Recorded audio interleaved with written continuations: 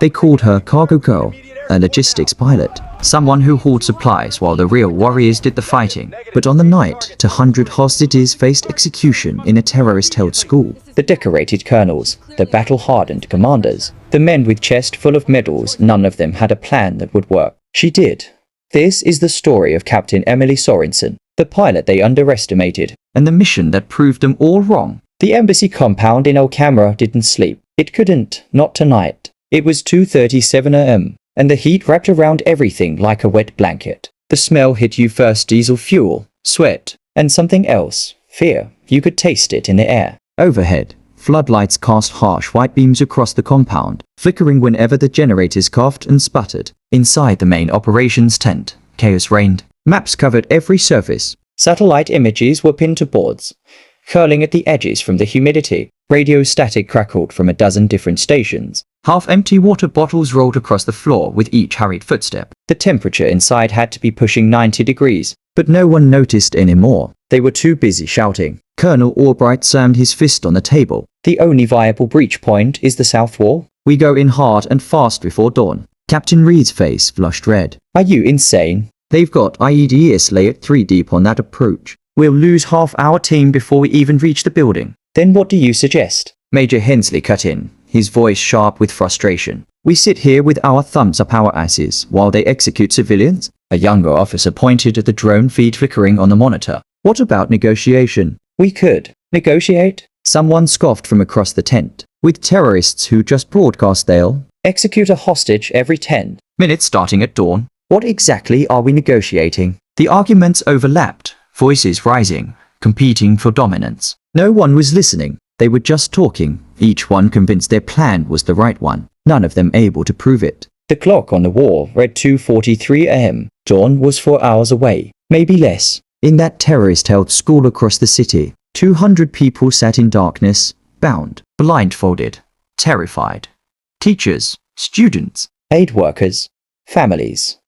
The enemy had turned a public building into a fortress, and every window, every doorway, every rooftop was a potential kill zone. The deadline wasn't theoretical. 3 hours earlier, the terrorists had made their first broadcast, crystal clear. No room for misinterpretation. Meet their demands or people die. 1 every 10 minutes. Like clockwork, the embassy had scrambled. Calls went up the chain of command. Assets were mobilized. Intelligence poured in from every available source. And all of it led to this tent, this moment. These men shouting themselves hoarse while the clock kept ticking. Outside, a burst of automatic gunfire cracked through the night. Heads turned. A few officers grabbed their radios, barking for updates. Perimeter secure, a voice reported. Just probing fire. No breach. The momentary distraction faded. The arguing resumed, and at the edge of the tent, barely visible through the forest of moving bodies and gesturing hands, stood a figure no one had asked to be there. Captain Emily Sorenson. She didn't pace like the others, didn't raise her voice, didn't interrupt. She just stood there, flight suit unzipped halfway, streaked with oil from an earlier maintenance check. Her helmet hung loosely from her left hand. Her eyes moved constantly from the map to the monitor to the faces around the table, but her body remained perfectly still. She was a Blackhawk pilot. That much was obvious from her uniform. Call sign Raven was stitched on her shoulder patch. But her assignment, logistics support, supply runs, fuel drops, medical evacuations. The unglamorous work that kept operations running but never made headlines. Not combat planning, not hostage rescue. An officer brushed past her without a glance. Another, a lieutenant colonel with enough ribbons to reach from collar to shoulder, looked her way for half a second, then dismissed her just as quickly. She was used to it. In a tent full of decision makers, she was background noise, a utility player, someone who flew when told and landed where instructed. The real warriors, the ones planning the breach, weighing the options,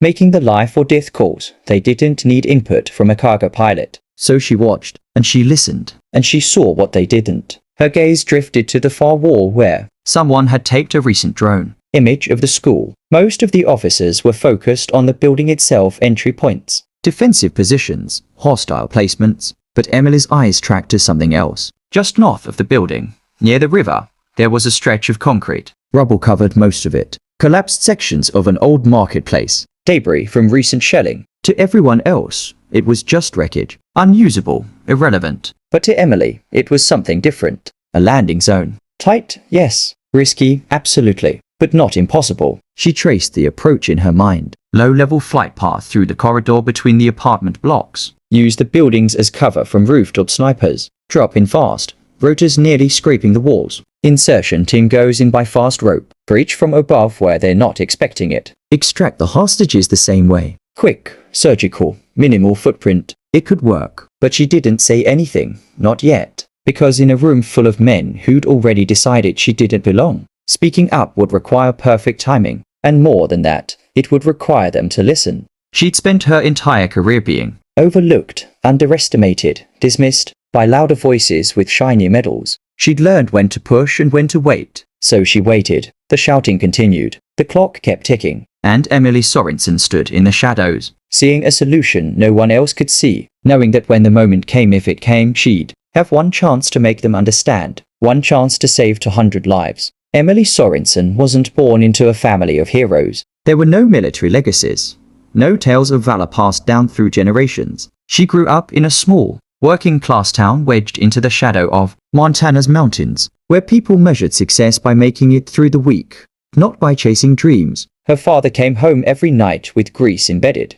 so deep in his hands that no amount of scrubbing could remove it. He fixed engines, big ones, semi-trucks, industrial equipment, machinery that most people never thought about until it broke down. Her mother worked double shifts at the diner on Route 7 and still somehow made it home in time to cook dinner. They didn't talk about dreams in Emily's house. They talked about rent, about keeping the lights on, about getting through winter. But even as a kid, Emily was different. She preferred machines to people. By 11, she could name every component under the hood of her dad's beat-up pickup. By 15, she was rebuilding lawnmower engines in the garage just to see if she could make them run better, quieter, more efficient. She didn't talk much, never had, but her hands spoke volumes. After high school, college wasn't an option. No money for it, no family precedent. So 3 days after graduation, Emily walked into the army recruiting office and signed her name. She didn't join to serve her country, exactly. She wasn't running from anything,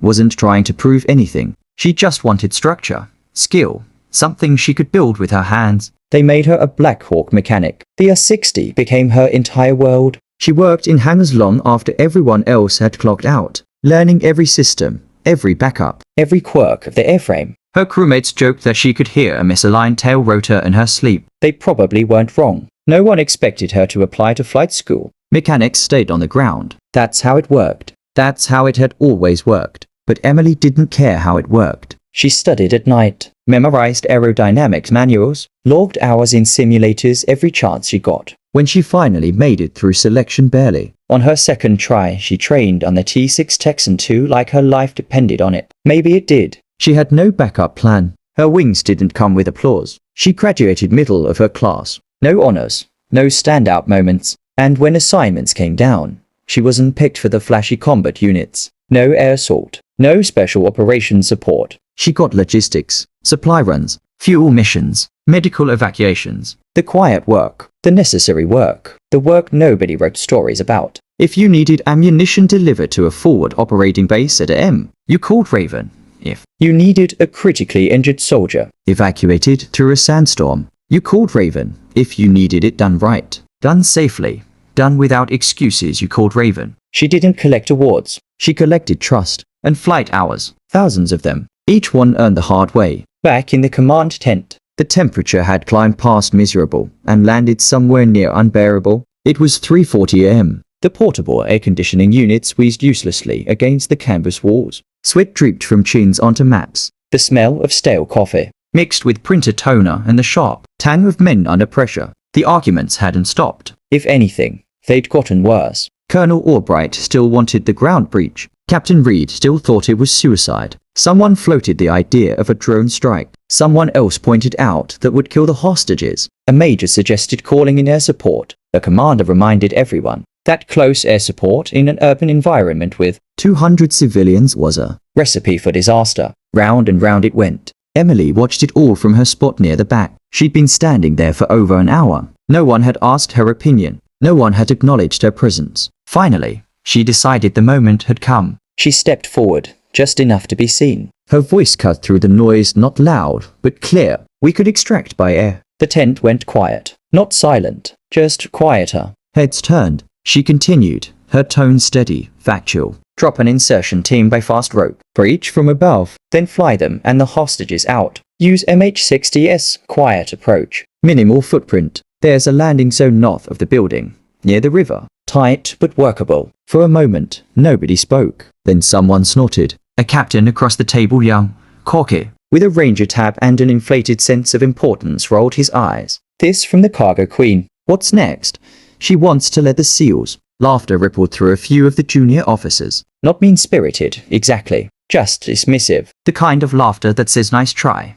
But the adults are talking. Emily didn't react. Didn't blush. Didn't defend herself. She just stood there, expression unchanged. Colonel Albright didn't even look up from the map. He waved a hand like he was swatting away a fly. Stick to supply runs, Sorenson. This is real combat planning, not crate delivery. The words landed like a slap, but Emily had been slapped before. She was used to it. She stepped back, let her gaze drift back to the drone image on the wall. That stretch of concrete near the river. The narrow corridor between the buildings. The approach vector that could work if anyone would just listen. No one did. The arguing resumed, louder now, more desperate. The clock read 3:52 a.m. Emily felt her throat tighten, then settle. This was familiar territory. She'd spent years in rooms like this, different tents, different countries, same dynamic. The woman with the quiet voice and the oil-stained flight suit ignored while louder men made worse decisions. She thought about Marcos, her friend, another pilot. Years ago,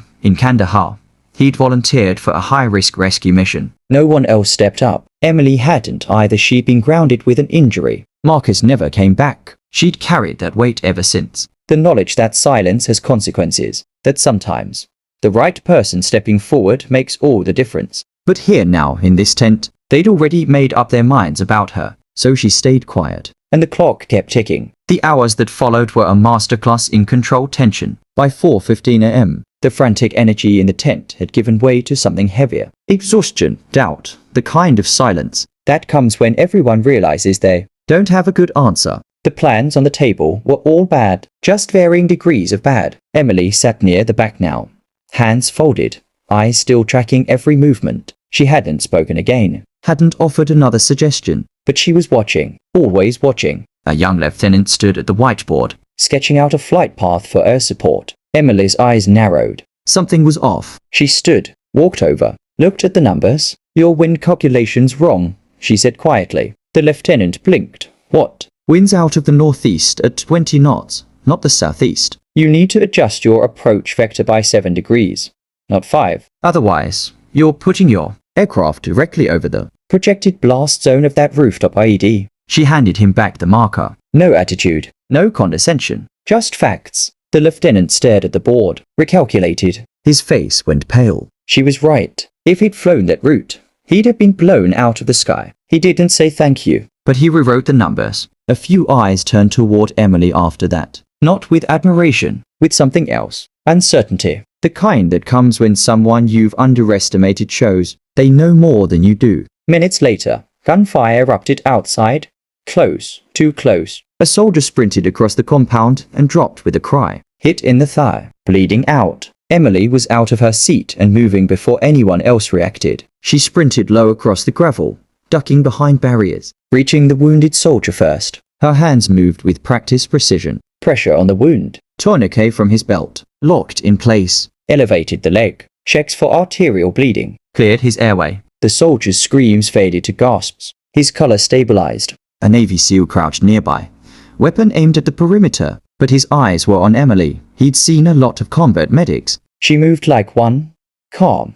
Efficient. No hesitation. She jogged back to the tent like nothing had happened. Sat back down. Helmet by her boot. A comms specialist slid a headset toward her. Static crackled with rough Arabic. Emily leaned in. Listened, then softly. She spoke 3 words in Pashto. The tech's jaw dropped. He hadn't expected her to understand the language, much less respond. She shrugged, said nothing more. Someone noticed the patch tucked inside her flight pack. A worn piece of cloth, barely colored anymore. A dagger and wings stitched across it. The insignia of a unit that didn't officially exist. A unit you didn't join unless you'd earned it the hardest way possible. No one asked, but the energy in the tent shifted. By 5 o'clock a.m., Emily's silence had weight. It filled the room. Not loud, just undeniable. At 5:47 a.m., everything changed. The tent flap opened, and Lieutenant Commander Isaac Ramirez stepped inside. Navy SEAL, combat veteran, a man who moved like he'd seen the worst the world had to offer and walked out the other side. He nodded to Colonel Albright, scanned the room, listened to the update. As he studied the map, a voice muttered from the back, quiet, meant as a joke. Maybe we should let Cargo Girl fly it. She loves hauling trash. Ramirez stopped. His gaze sharpened.